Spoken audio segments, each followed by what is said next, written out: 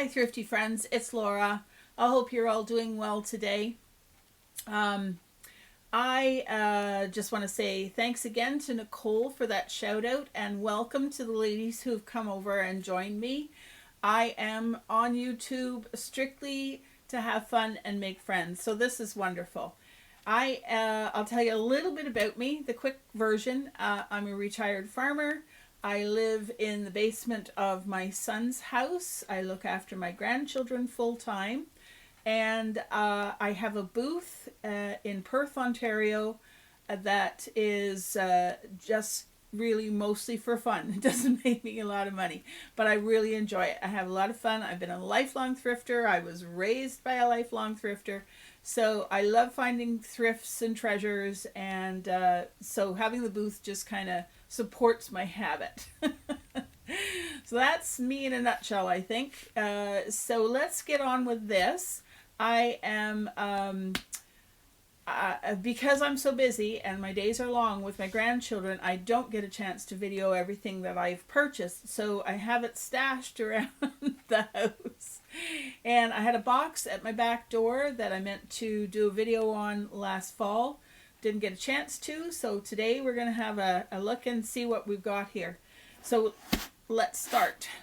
Now, what does it say about me that I have a thing about garbage pails? I love vintage garbage pails. I think I hauled one just a couple of videos ago. This one is lovely. It needs a bit of cleaning, but it is made by Rubbermaid, which was made in the United States. I'm thinking probably in the 50s or 60s this garbage pail was made. It says the Worcester Rubber Company, Worcester, Ohio, USA. And I'll show you the logo if you can see it. This is I guess a maid. She looks like she's got a maid's hat on. So I guess that's the logo for that name. So this I'm keeping for myself. I have a rule about keeping garbage pails in every room because unfortunately I live with garbage pail challenged people. It's a terrible affliction. But I kind of hope that if I have a garbage pail in every room that they might drop the stuff in there. So this one I'm not taking to my booth. I'm keeping this. I think it'll be nice in my bathroom and I'll switch out the one from there. So that starts us off. What else have I got here? Okay, if you saw my last video, I showed the Canadian made Pyrex plates that I collect. And I was in a flea market a few weeks before all this happened. And I treated myself to this cup and saucer. It was $6. This is not Pyrex. It is Corex. They were both made at the same time in the 20s, 30s, 40s in a factory in Leamington, Toronto. Leamington, the part of Toronto. And it's a very similar pattern to the dishes that I showed before. And I do have a few pieces of this Corex as well. So it kind of all goes together. I like to treat myself to a Depression era cup and saucer every now and again. So there's that. Now, excuse me. This is the mug for today. And I wish I was gardening, but it's snowy and sleety and not very nice out today. So it's cleaning and organizing today. All right, what else have I got here? In my booth, I started with clothing years ago, and then I thought I want to have a little more fun with my booth. And I've always loved pretty dishes and vintage kitchenware, so I started putting that in there. So I'm always looking for a pretty dish. This is an Alfred making. It's made in England. I don't know much of anything else about it, but I really love this embossed area around here. This is transferware. It's pretty. I won't keep it though. I will pop it into my booth. This sort of plate I'll probably sell around $6 to $8. I don't remember what I paid for these things. I'm not even sure where I got them all. So, but you'll know that I certainly wouldn't have paid any more than $1 or $2 for that. So, all right, what else? Oh, this is so pretty. I love this. I got a thing for bowls too. You can only use so many bowls though, but isn't that lovely? And this one is, I guess I had time to look some things up. Hand painted Portland pottery, Regal Works, Coalbridge, made in England in the 1940s. So I just like that sort of sweet simplicity of the 1940s and the softer colors. It's really a nice little bowl. So this will probably go in my booth, probably $10 to $12 in my booth. And, oh, I do have a thing for Titanware, and most of these things are from the 20s and maybe the early 30s, so they are hard to find. So this pattern, I did have an entire set of this pattern. So I'm trying to find a little bit more of it as I go along. So Titanware, hand painted, made in England, Royal Avon. Is that what that says? No, it can't be. I'm reading it upside down. Oh, ivory. Royal Ivory. So this pattern is brocade, and it's all hand painted, and I love basket weave. That was you saw a lot of basket weave in the 30s, the late 20s and the 30s, and there's something about it that always appeals to me. So these two dishes are basically the same, but just with different pattern, and this is just called the fruit pattern of the Titanware. So there's those two, and I'll keep these for a while. My problem is there's too much I keep and not enough that I sell. And again, this is a Titanware plate. Pretty cool. This is all raised here, and I don't know what this pattern is called. I guess maybe I didn't look it up. Nope, I didn't. So that's just another piece of Titanware on the cream background that I really like. And I'll probably sell this one though. I don't think I could muster up a use for it. So this one will probably go in the booth. It's not worth a lot of money considering how it's 100 years old. You know, it's not, but it's maybe that plate would sell for $12 to $15. So, like I said, it's not going to make me rich, but I am having fun. So I'm also a junk journaler and scrapbooker and crafter of all kinds.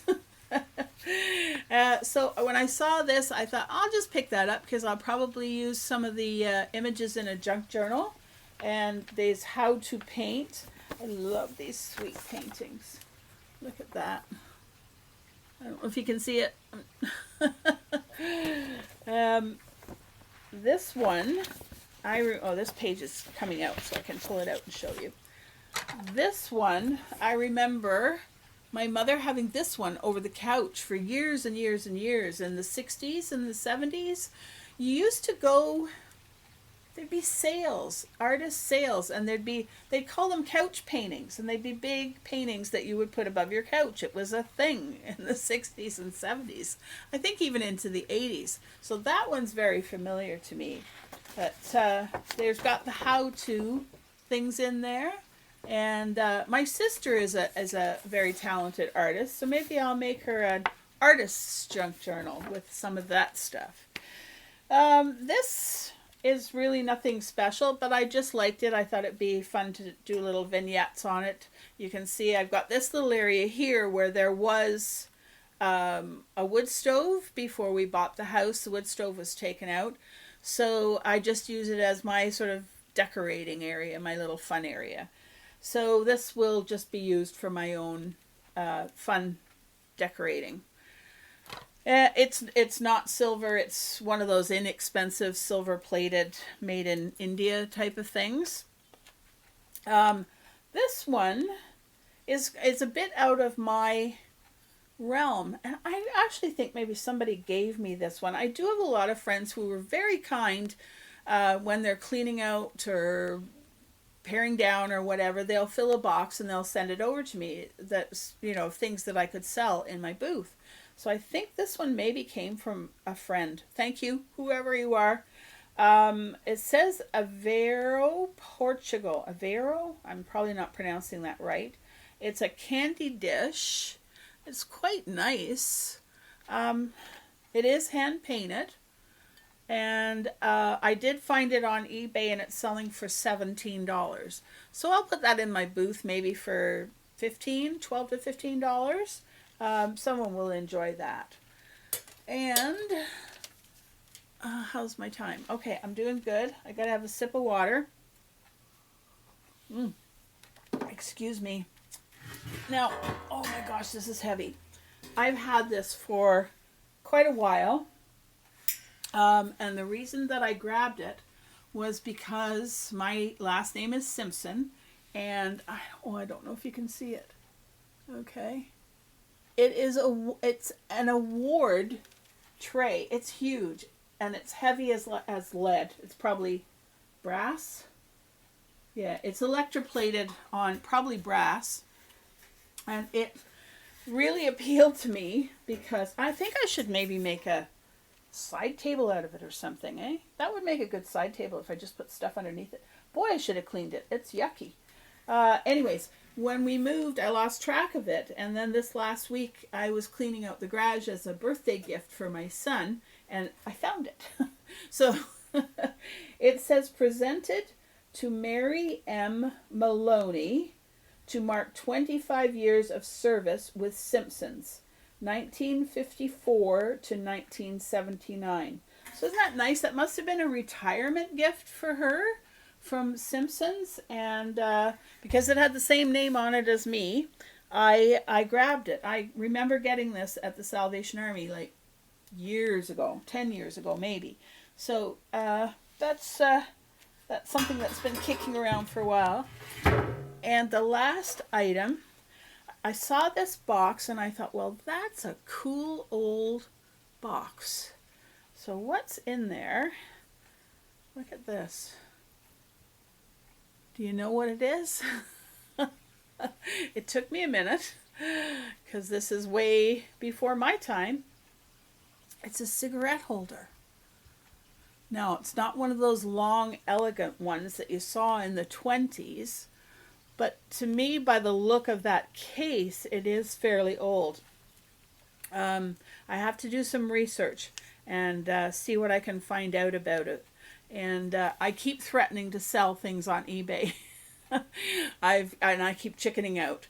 But I think that might be a good something to try selling on eBay because it certainly would be easy to ship. And I'm sure I would get a better price for it there than I would at my booth. So we'll see. We'll see if I get the gumption up to do it. So that's what was hiding at the top of my stairs. So I hope you guys are keeping well in this crazy time. And I have I'm keeping a lot of people in my prayers. My heart is breaking for people who have loved ones in nursing homes who are ill. All I can do is I send you love. So take care for now, everyone, and more to come soon. Bye for now.